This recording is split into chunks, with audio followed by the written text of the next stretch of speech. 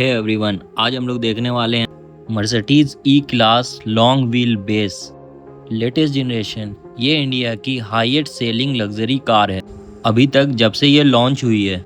और इसके अंदर 3 वेरिएंट आते हैं, E200 पेट्रोल, E220 डीजल और E450 पेट्रोल है। E220 और E450 में मेनली 2 इंजन और कॉस्मेटिक का डिफरेंट होता है। तो चलिए स्टार्ट करते हैं E200 से।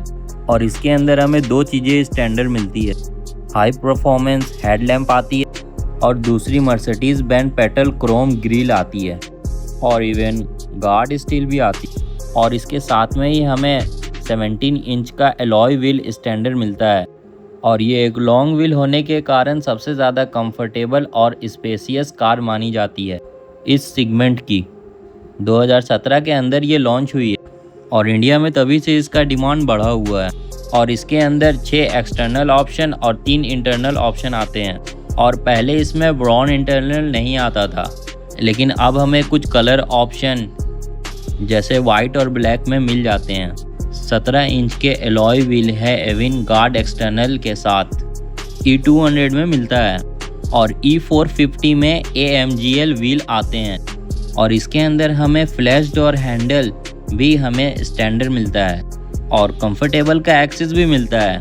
और अगर रियर साइड की बात करें तो मर्सिडीज स्टार का 3D डिज़ाइन हमें मिलता है, जो कि अब मर्सिडीज कार के अंदर ये ऑप्शन मिलते हैं।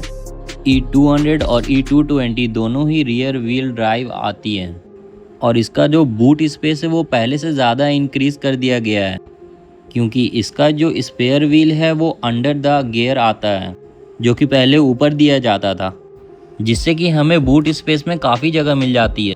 और अगर आप चाहो तो इसके नीचे भी कुछ सामान रख सकते हो, आपको नीचे सामान रखने का भी ऑप्शन मिल जाता है। और प्लस जो इसका स्पेयर व्हील है उसका सेवरल आता है, जिसको कि आप लगा के 80 के स्पीड तक चला सकते हो। इलेक्ट्रिक बूट क्लोजिंग भी अब इस पर स्टैंडर्ड आने लगी है, जो कि पहले वाली ई क्लास में नहीं थी।